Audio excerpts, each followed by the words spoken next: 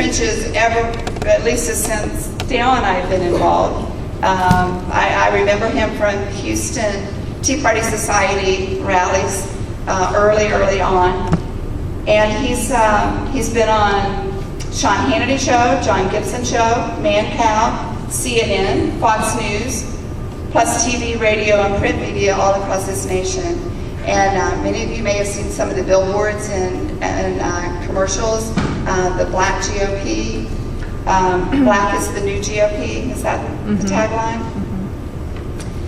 One thing I wanted to mention, and hopefully Claver will talk about it as well, he's starting a new video campaign. I would rather he tell you about it so you get all the highlights.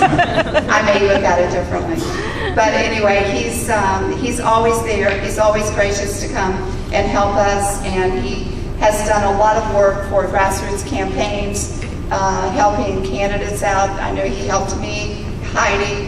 You know, we really appreciate all he's done to help with the outreach and help bring in the Black community, because freedom knows no color, and it's just all red, white, and blue, and it is a strong history, and we really need to get back to what is the truth, and that's what tonight's all about.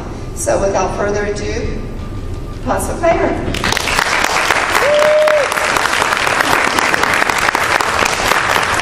Thank you, Mary.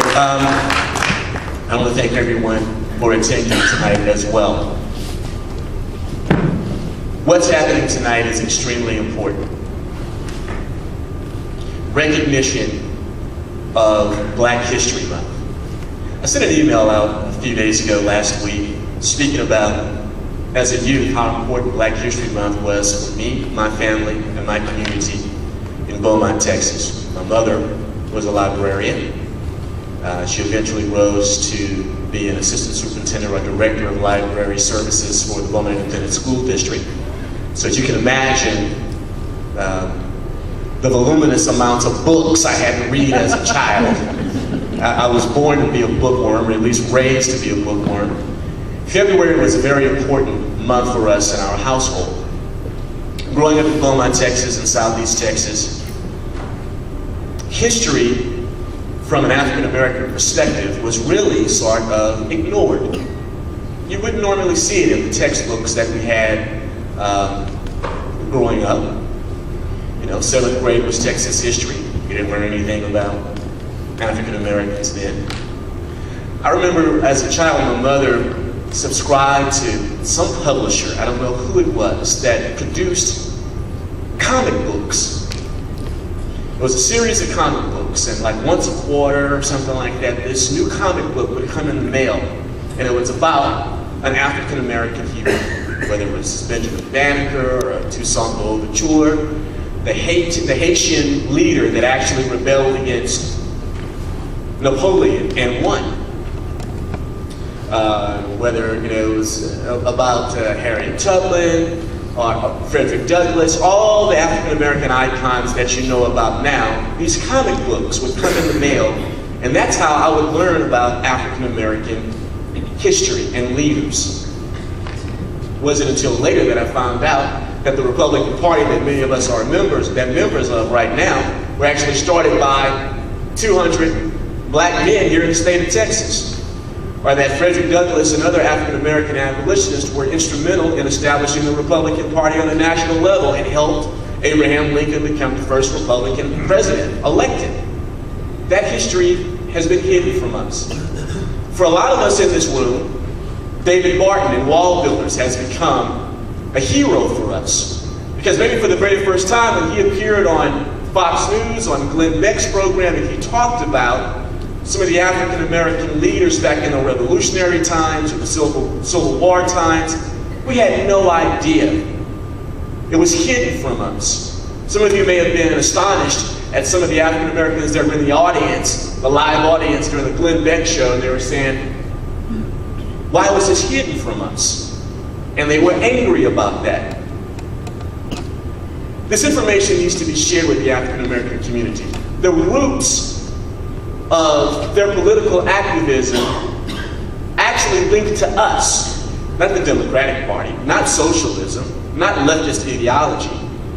They've been conservative until this day. They are conservative socially, fiscally, when it comes to policies of national defense, and pretty much every policy that we find to be critical in this day and age, they actually agree with us.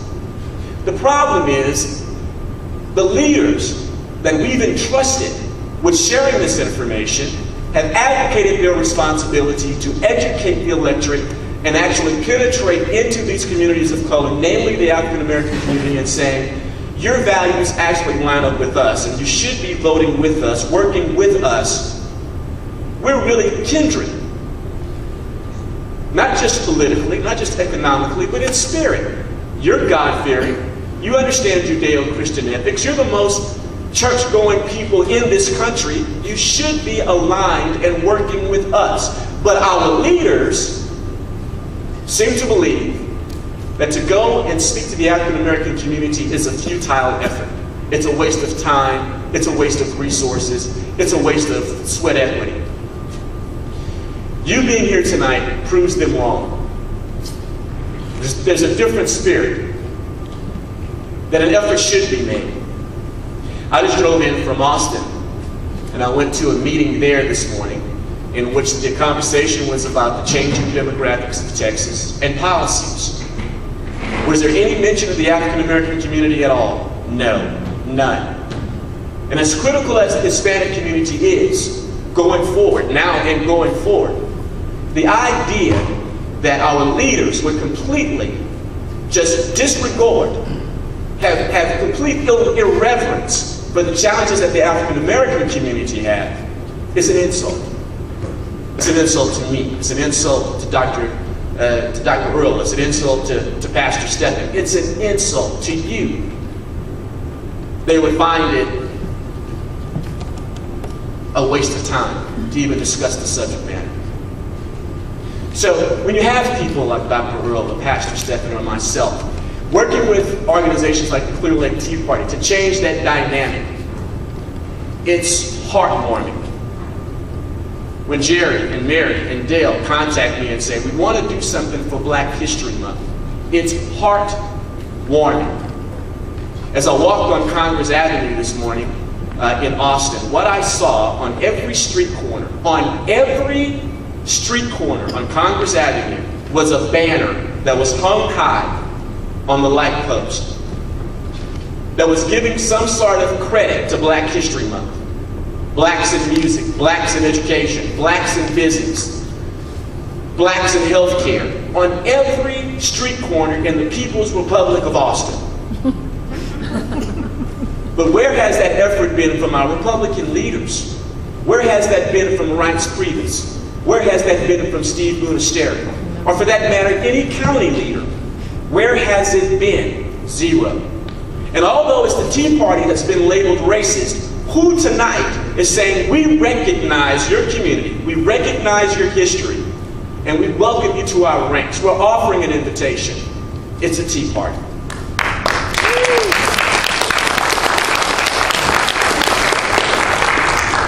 To be more precise, the Clear Lake Tea Party. It's heartwarming to me because this group of family and friends have embraced the message that many of us have been putting out there for several years, that we need more diversity in the conservative voting ranks, that in order for us to win elections, we must have this diversity, that if we don't have this diversity, it makes it so easy for these race baiters to point at us and say, and I said us, point at us and say, racist. But when a Dr. Earl gets up, or when a Pastor Stephen gets up, or when an Apostle Claver gets up and stands up and espouses these principles that we all believe in, you ain't gonna call us racist. And you can call us whatever pejorative you wish. You can call us handkerchief head and house Negro and step and fetch and Uncle Tom and Sambo and Oreo, whatever. But we know what we are. Our retort is very simple. We are free Americans. We are free Texans, free to ascribe to whatever political ideology we wish to ascribe to, and to affiliate and associate with whatever political party we wish to associate with. We are not on a political plantation. And we do not suffer from psychological slavery. We are free men and women. We understand our values. We have found associations and parties that agree with our values, and we have volunteered to work with them for the expansion of those policies. We are emancipators. We are liberators. What this party was founded on, emancipation and liberation. We desire to emancipate, once again, our brothers and sisters in the black community who have been chained by political ideology, have been harmed and damaged by socialism, leftist policies. That's our desire. The two men you're going to be listening to tonight are brothers in Christ. They're brothers in liberty. They're brothers of Texas and of America. They have a complete understanding of the United States Constitution, and for me, more importantly, the Texas Constitution. Dr. Earl Johnson, he's from actually north side of town. He's actually North Harris County, Montgomery County, but had the courage and the want to start a tea party in the heart of Third Ward. Okay? So I take it that your applause is for the loose screw in his head. You have to try. And you're not going to change voting patterns that have been in place for generations in one election cycle. Voting patterns that have been in place since the 1960s. And there's no panacea. There's no Messiah candidate that's going to come up, I don't think so, and change those voting patterns without a lot of hard work, a lot of strategic thinking, a lot of employment of tactics politically to change those voting patterns, to change their perception of who we are. If you do, word association in the African American community, polling shows it, the data shows it, it's undeniable. They equate conservatism with racism. They actually believe our political ideology is the equivalent of white supremacy. Then you have somebody like a Dr. Earl that comes along that has the courage, whether it works or doesn't work, that says somebody has to at least try. Somebody has to at least make the effort and get it started. If nobody else will, it's not leadership to twiddle your thumb and just be anxious about it. Leadership is saying there's a void, there's a vacuum, and I'm going to fill it. That's the attitude of Dr. Earl. He has a presentation for us. Please give him your undivided attention. Show your gratitude for the work that he has done for these last many years in the grassroots as an African American conservative. Keep in mind that as we get up today, think about the barbs that we have to take all the time as African American leaders and conservatives. Think about that. And appreciate what these gentlemen are doing. So I ask you to show your gratitude and appreciation. Dr. Earl Johnson, come on up.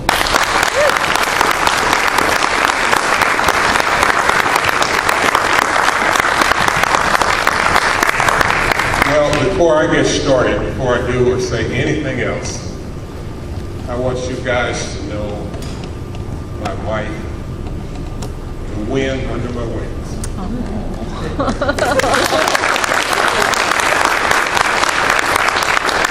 I could not do anything without her support.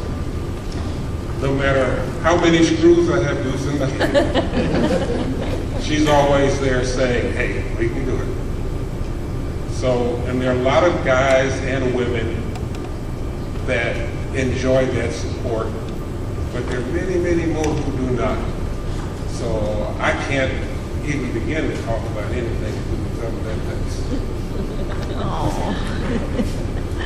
I'm a few years older than her, a little levity. She says at my point in life, her big job is to keep my big end one alive. You guys encourage her. Okay, let me get this straightened out and we'll be all right here. I am a mover. I do not stand very still, so that's going to cause you camera people agony, but I'm sorry. Okay.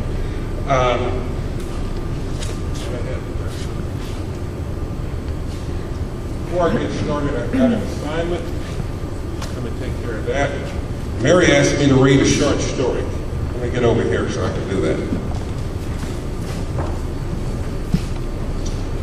This is from William Cooper Nell's preface. In the month of July 1847, the elaborate Bard of Freedom, John Whittier, contributed to the National Era a statement of fact relative to the military services of colored Americans in the Revolution of 1776 and the War of 1812. Being a member of the Society of Friends, and I want you to underscore that, the Society of Friends. I'm going to come back and hit the Friends again a little bit. He disclaimed any eulogy upon the shedding of blood, even in the cause of acknowledged justice.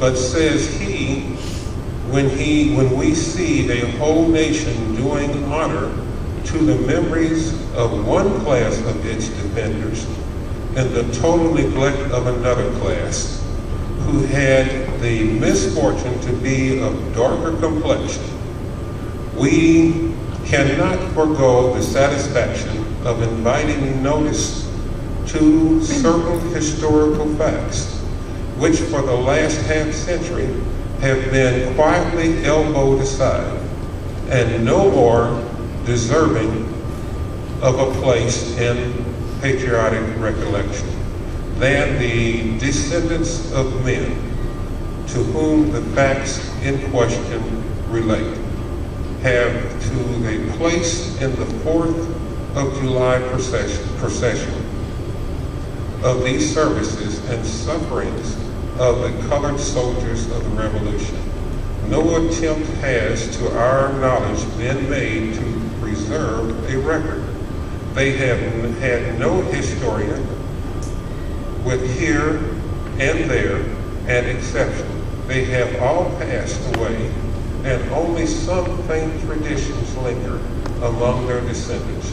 Yet enough is known to show that the free colored men of the United States bore their full portion of the sacrifices and trials of the Revolutionary War. Many of you know that one of my heroes is, or was, Christmas Adams. A good example. His name was actually the battle cry for the Revolutionary soldiers. Totally washed away. Okay. What I'd like to do is just share some things that I pulled together that I think build on why you're here and what's obviously in your hearts right now, and what I believe Pastor Broden will speak on later, and what Apostle Claver just said. I will go fast. We're going to cover a huge amount of time. But in doing so, I ask you to be patient, because what are we forced to do over and over every day? We get information that bombards us constantly. We mentioned Facebook and Twitter, and then everybody and their brother's got a web page. And then there's the news. You're trying to figure out who you can believe on the news programs, the talk programs. All this information is bombarding you. But you're asked to deal with it on an instantaneous basis with little or no reference to the historical significance of that information. Without understanding the history there's no way you can develop any perspective. And you are cornered and find yourself in a position where you're making a bad decision, not understanding that this was done 20 times before. Some of you that follow me on Facebook know that I just put up a little thing about the Byzantine Empire. Started 258. We're doing exactly the same thing now that the Byzantine Empire did then. Why don't we read the books? Okay. All right. You can read that. You already read that. The point I want to make here is this nation is a fabric. Every one of us is a mere strand in that fabric. Every one of us, with our own personal and unique characteristics, is contributing. We're woven together. One of the other points that's important is when you look at a piece of fabric, there's always some sort of stitching or binding on the edges, isn't it? Or else it unravels. If we don't keep the borders closed, we are unraveling, guys. Okay. Oh, let me point out a couple of things. Herman Cain up there at the top. You know what scared the heck out of the establishment Republicans and the Democrats about Herman Cain? It's just to his left there. Any of you heard of Cain from Crackers for Canes? There's a group like this. You heard of it? Alabama, all the southern rednecks that wasn't supposed to like blacks, they like that boy. Now, don't you know that scared the hell out of those establishment Republicans? They didn't know what to do about that. Don't you know that scared the heck out of the Democrats? Don't you know that this gentleman down here on the bottom here, Ted Cruz, they don't know how they're going to manage him. He will come under severe attack. Yes, he will. Write it down. That will happen. Yeah. When it happens, don't believe any of the stuff they say about him. Yep. You just send him some more money because he's going to need it. Okay? Look at what they did with Alan West. Yes. Republicans did that to Alan Yes, West. they did. Not Democrats. Yep. Okay? All right, I get excited here. We got Michelle Bacham over there. We got James White. All of you guys know James White? Yep. Yep. Okay. Bobby Gentle. Yep. Yep. Okay? It's what's in your heart. It's what kind of values you have. Do not talk to me about color. I probably got as much white blood in me as some of y'all. My great-great-grandfather was an Irish guy from Ireland. His name was Murphy. I swear to God. My grandmother rode in the white car in the 40s and 50s on the train. So don't talk to me about I'm not an American and we're this or that. It absolutely makes me very angry. Okay. All right. Managing man's inhumanity, a constant struggle down through the ages. We're all familiar with the Jews and the struggles and the slavery they went through. One of the things that is constantly left out, way before any blacks were brought here, Islam was raiding African villages and selling blacks to India and China, Indonesia. I want you to look, next time you see somebody from Vietnam or Cambodia, Philippines, they got a nose like mine, guys. Okay?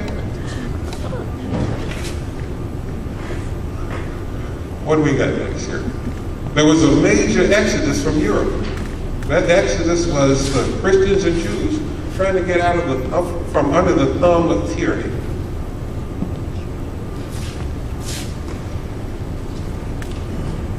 I want you to remember this guy, we'll come back to him. John Hawkins, 1562, Plymouth Colony, 300 slaves.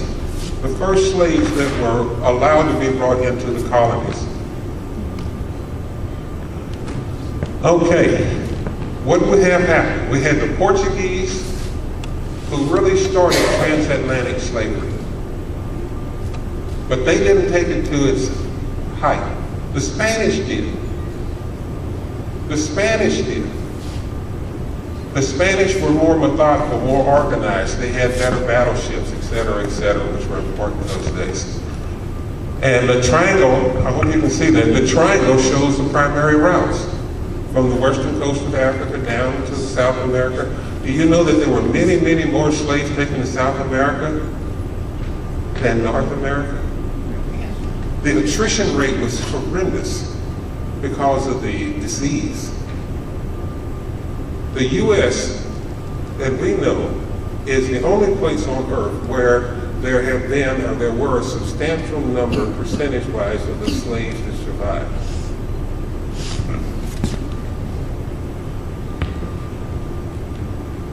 Jumping through history, taxation without representation, do you feel like you're being represented now? No. We're on edge here. Our forefathers made arrangements in the Constitution and told us what to do if we weren't being represented. Okay? I'll leave that alone.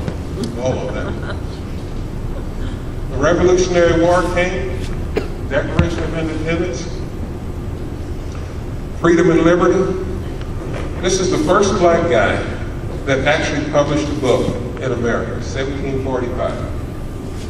He was a slave and was allowed to buy his freedom. Very intelligent guy from what I read. You know, he's not here to talk to. But nobody talks about him. Let me say one other thing. I am very sick of black history. Don't talk to me about black history. Don't relegate me to 1 week or 1 month. Talk to me about American history.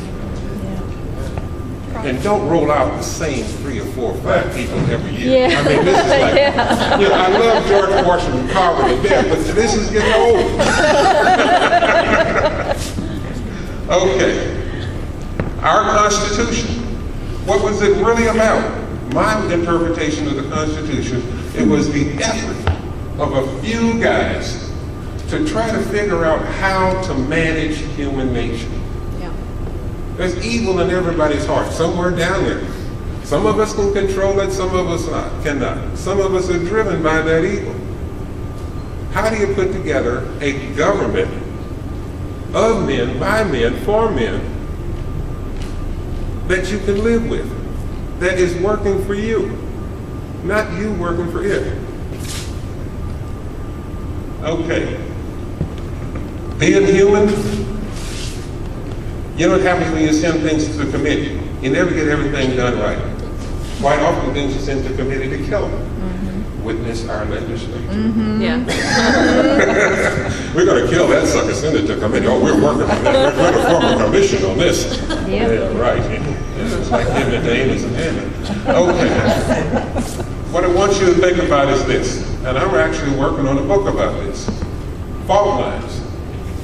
There are 3 fault lines that run right through our Constitution that no one could figure out what to do with, that were very contentious, that plague us today. Those fault lines are religion. We've actually done better with religion than any of the others. And just so you know where I come from, I do not consider Islam a religion. I'm sorry, I don't. Oh, I'm sorry. Okay, there was a time when the colonies, the northeastern colonies, were all based on religion. The Catholics were in Maryland. You know, the Friends, the Quakers were primarily Pennsylvania. I mean, there was hatred between the groups. We have come a long way on that particular subject. The only group that I know right now that gets a little friction are the Mormons. Okay, you can discuss that back and forth. The other area is states' rights. The federal government works for the states. That's right. It's supposed to. The 17th Amendment, I think it's the 17th. 17. Was jury rigged. Only a few words were changed to make the ambassador from the state an at-large representative whose funding can come from anywhere. Prior to that, that ambassador, and they were called ambassadors, they owed their allegiance, got their financing from the legislatures of the state that they represented. Now, have any of you ever gone to a site called MapLight? Write that down. Go to MapLight. M-A-P-L-I-G-H-T. You'll like it. Trust me, you will. All right, you go to MapLight. One of the pages on there, you can get to your state, get to any elected official, and it will tell you how much of their funding comes from their immediate district, their state, and out of their state. Most of the guys you look up, their out-of-state, this is shown in different circles, different diameters, their out-of-state circle is huge. They're being funded by people other than the people they're supposed to be representing. Is there any wonder why we can't get anything done? Book assignment, reading assignment, if you have not read Throw Them All Out by Peter Schweitzer, you need to get that book. That book categorizes different types of legal graft. That term came from George Washington, you know that, legal graft. It categorizes different types of legal graft, and it tells you the elected officials on the federal level that are engaged, some of them in those different graft schemes. Some of them are into land deals, some of them are into pharmaceutical deals. They don't care about anything else but getting on this subcommittee. And that's because they got in with the guy at the CDC and the FDA, and if you want a drug gone through there, you got to take care of that. Moving to the next area, what we're here to talk about is race. It has been used as a boogaboo to stir us up. There was a time when we had some real issues, but that is behind us. It is not an excuse for blacks nor whites. Okay, we're going to come back there, and we're going to hit this in a little different way. Understanding the driving forces. We've already covered this point about Islam. This was going on way before America was ever thought about. The Portuguese, the French, the British, the Spanish. The Spanish were major players. I know I'm repeating myself, I'm not crazy, I want you to remember these things. Revolution, debt, remember that? $75 million in the late 1700s is what this country owed. Now, if you take that $75 million and apply inflation to today's currency, today's values, I haven't done that. That'd be interesting. It's a huge amount of money. One of the big pressures that were on the new colonies, the new country, was handling that debt. While we're on that subject, one of my other favorite characters is Alexander Hamilton. Have any of you ever read about the Whiskey Rebellion? If you haven't read about the Whiskey Rebellion, go back. The Whiskey Rebellion was the first test of the states' rights issue.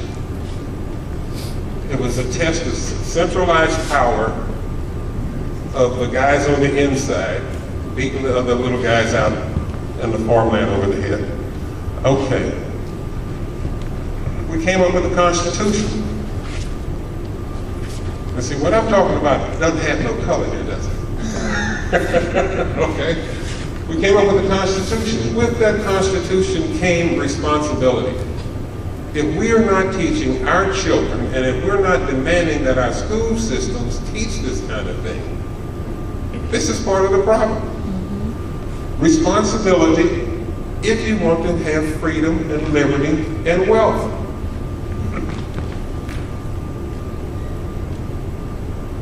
We've already talked about the fault lines, we'll just keep right on going past that. Okay. Again, this is what's inside my head, my weird little mind with the screws loose, okay? We had the Northern Democrats who were financing slavery. These were the bankers. You ever heard of Brown University? Financing slave ships. Okay. You ever heard of J.P. Morgan and Carnegie? Financing mines in the 30s, 20s and 30s that were using slave labor after the Civil War. Okay. Then you have the Southern Democrats. They were the mine owners and the plantation owners. All blacks at the end of the Civil War were Republicans. How do we make that change? A real mind game was played on us. And then we had the radical Republicans. Anybody ever heard? I went to Sumner High School. They were afraid to talk about who Charles Sumner was when I was in high school because they didn't want to upset Mr. Slagle, who was the white superintendent of schools, who controlled the purse strings for the black school that I went to. So there's a lot of subtle things here that a lot of people don't understand. It was well after I got out of high school that I knew who Charles Sumner was. He was nearly beaten to death on the floor of the Senate because he was one of the radical Republicans that was fighting for fair treatment. Another point, footnote, I get a little upset with my black brothers that tell me that all white people are bad. I just came back because my buns has been saved too many times by white guys. And then there was Mike Tedesco, who when I played defensive end, he was from Beaver Falls, Pennsylvania. That big old white boy ran over my ass. Now we're talking real people, real life here. So I try to make it real, okay? Okay, let's move on. Okay, we mentioned the Friends. That's William Penn down in the lower left corner. The Quakers were unshakable in their defense and their support for the black slaves. Now, how can we have a Black History Month, a Black History Week, and we don't mention the Quaker? I mean, the lunacy of it all is just, okay. All right, I know you can't read this. She told me not to put this in. Don't try to read it. It's like Obamacare. Trust me, it's not. Trust me, if the lights were a little lower here, you can see it a little better. This is one of the, I put together timelines on different subjects, different cultures, different countries. This is a timeline that shows everything that was happening between 1850 and 1950. This is an American timeline. There are black things on there. There are Hispanic things on there. There are white things on there. Go back to the fabric, the second slide. Okay. You got Abraham Lincoln. You got the Transcontinental Railroad. When was it completed? 1865. What was the significance of the best of steel technology? What was the significance of Martin Luther King demanding that they march across the Edge's Bridge? Those two things are related. I'll give you the answers. That bridge was built with steel from the mines in Alabama that were supplying the Confederate Army with its munitions and armaments. See, when you put that together, there were a bunch of bridges down there. They couldn't come across any bridge, okay? Bessemer created technology that allowed the making of flexible steel. Throw that together with the cotton gin. You say, what difference does all this make? This drove the value of slaves down.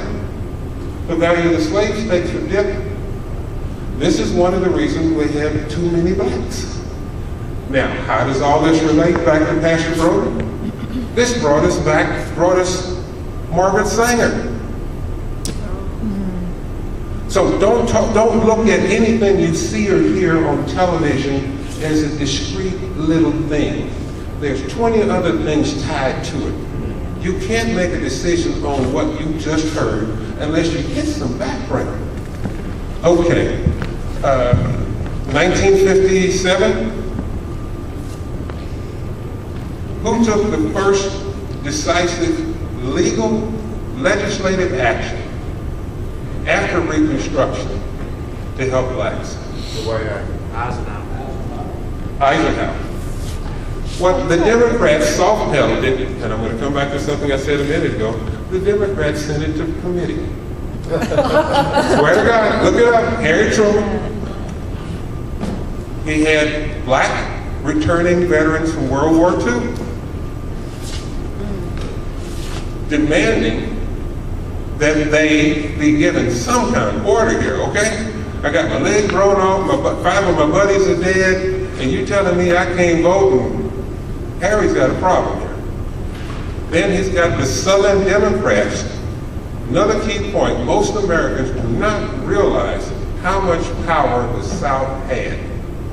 Remember I had the 75 million over there? What put America on the international stage? Anybody? Huh? Cotton. Cotton was king and blank was cheap. These are the realities of it, okay? Eisenhower did that and has never been given credit because we don't control enough of our own media. That's right. One of the things I've dedicated myself to, media. See Tuskegee down there, Tuskegee Airmen? Everybody saw the movies? You know, there was a white lady that helped fund that, and she funded about 500 other black institutions across the South. So don't talk to me about black history. These are Americans trying to help other Americans. Okay. Okay, I put it up anyway. This one here is even more current. Roe v. Wade. See the picture in the lower right? I believe you can see that picture. You see that one? You know who that guy is? Jerry Lewis. No? This guy right here. El Chapo. The Sinaloa drug gang. Now, I know you can't see it very well, but the two things I have him next to is, you know what this is? That is Luis Gutierrez, gerrymandered district. Wow. Oh my God. There's a correlation here. I keep talking about connecting the dots and don't just take one thing. Wow. Think about that. Now, just above that, we've got Queen Sheila. And I don't want any of you to use her middle name. That's her way of distinguishing herself. Take it from her.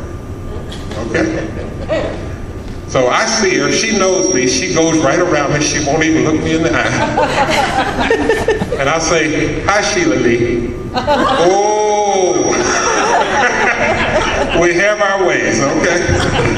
We have our ways. Okay, I'm sorry for going back and forth. Is it? Okay. Will this make me stand still? No, it shouldn't.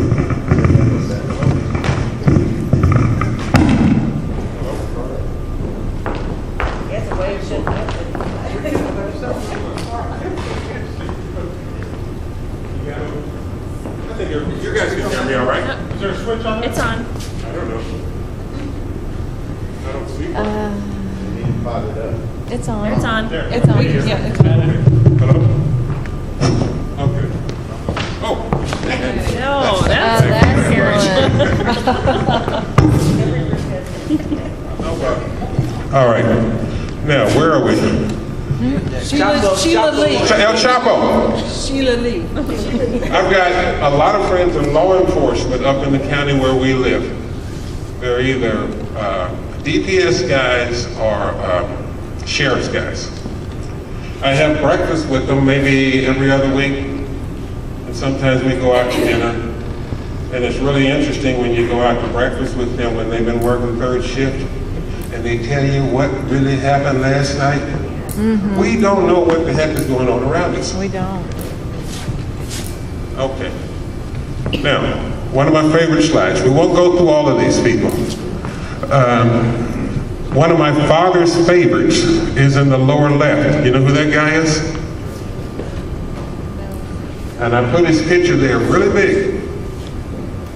This is Branch Rickey. That name make any difference to you? Yeah. Branch Rickey was the white guy who hated blacks so much, he took a huge risk and signed Jackie Robinson. Now think about that in the time period. Yeah. Why not give this man some credit? Don't say Black History Week is only for blacks. I mean, this is like stupid. Okay. You see the emblem up there? Some of you remember that from Christmas Adams? You remember Wedgwood, China? The Wedgwood family was hugely abolitionist in the early 1700s. Okay? Remember the slave trade started like that, 13, 14, 1500s, and these guys are abolitionists. There was a time that these ceramic medallions were worn on hats, and women wore them on scarves around their neck to support their abolitionist beliefs. The gentleman to the lower left of that medallion, just lost his name, was a slave who was the first black surgeon to graduate from Glasgow University in the late 1600s, early 1700s. The gentleman with the buttons, again, his name is Highland Garfield. He was the first black guy that graduated from Harvard Medical School and was a commissioned officer in the Union Army. Nobody ever talks about him. Again, I love George Washington Carver and Harriet Tubman and all that, but let's add something to it. Okay? The guy in the middle right there, let's pick on him. The bald-headed guy, you know who he was? John Marshall Harlan. In Plessy versus Ferguson, he was the lone dissenting vote on the Supreme Court. Now tell me that didn't take some grit. So, this is American history. American history. The guy in the lower left there, he is Rosenwald or something like that. He financed a lot of things for blacks. Every one of these people went out on a limb trying to help blacks. And you know who the guy is right there above Branch Rickey? John Brown. John Brown. Why don't they want blacks to talk about John Brown? John Brown armed himself. Think about it. As Claver mentioned a minute ago, there were a bunch of black soldiers that saved our butt in the Revolutionary War. There was a lieutenant, I can't remember his name right now, in South Carolina. He kept writing Washington asking for permission to arm the slaves. If they hadn't done that, we would have lost the Revolutionary War, guys. Okay, moving on. Some of this is going to tick you off. I hope it stimulates you though. Okay. All right? The yin and the yang of race. Being blunt about it, you know, the three of us and the gentleman back there who I don't know, we hear things you don't hear. Oh, it's just white folks' business. If they wanted the border closed, they close it. So why get involved? The point I'm making is, America has a credibility issue. Credibility issue. Then you have, I was trying to say a dirty word. Then you have people like John McCain, establishment Republican, stand up and say, we'll let those other guys cross the border and charge them a $2,500 fee. Okay. My grandmother was raped by a sharecropper. My grandfather's head was blown off with a double-barrel shotgun when he went to see about it. Now, this is my great-great-grandmother. This is my, okay. And then I hear John McCain and some Republicans talking some silly stuff like this. And then another thing, I'm giving it to you straight. Some of you are Republicans in here. Do you realize how silly it sounds to have another minority outreach program? Yes. You're playing into the hands of the enemy. The enemy's game is divide and conquer. One of the reasons that blacks vote Democrat now is FDR, who was a real scumbag. FDR had different people assigned to different ethnic groups, to unions, and to feminists, to keep them apart and keep them agitated. You ever heard the name Harold Ickes? Who's Harold Ickes? Huh? He's a communist. There's a Harold Ickes that was really big in the Clinton administration. His father was Secretary of Interior for FDR. Talk about connect the dots. This is the guy that FDR assigned the blacks to. Connect the dots. Now, why don't we talk about that one Black History Month? Okay. All right. Animal husbandry. Deceit and time-delayed deceit. This is, again, that point is not a racially related thing. Many of you followed different bills in the House and Senate. Up in Montgomery County, we were following a couple of bills, and we were told it was in the Public Affairs group. And we go talk to them. Oh no, we sent that to Calendars. Oh no, we haven't got that. We're waiting for, oh, we go back over here. This is a game, guys. One of the things I want us to do is get the gumption to put in so darn nice. The other side is not nice. Okay, I let it go. The other side of the coin, yin and yang. Blacks have got to start showing up to work on time. Nina and I owned a company, we had anywhere from 6 to 12 people. In 3 years, I didn't get one black guy to count on. I can't find a black guy to come work for me. I'm laying it out.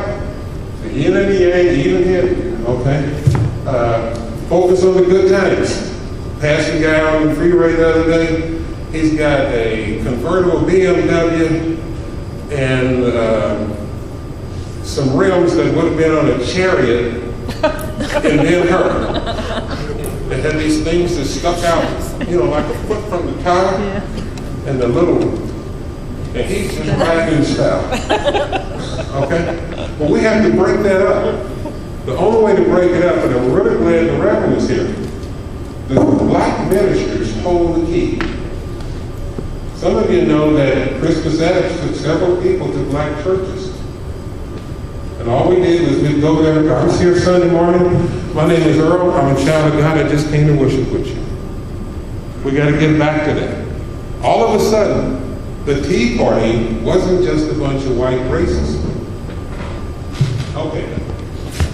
Oh, you're going to love this. Leadership. One of the big problems that has to be dealt with, and I've written a couple of papers on this. This irritates some people to know this.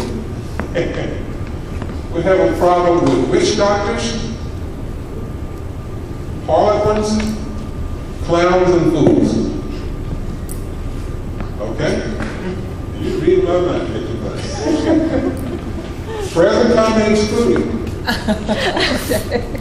You remember in the, I'm old, okay. Nina doesn't like me to tell people I'm old. She says they're 8 years old, I'm as old as you are, so don't tell them. You remember the Tarzan movies? The witch doctor comes out to hug, grass, whatever around his knees, and grass skirt, and he's always got a mask on. Why does he need to hide his face? Got a rattle, and this, and he's doing a little incantation and manipulating the spirit. and controlling the tribe. This is what black ministers at large are doing. I have 6 friends, one just passed 2 years ago, 5 left, that are black ministers. That we used to drink wine with, steal hubcaps with, do all kinds of things you don't want to know about. So when I sit down and talk to them, there is no foolishness. How much are you taking off a mission offering? Okay?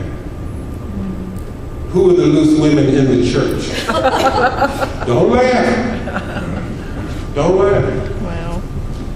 Let's take the harlots. We just talked about one a little while ago.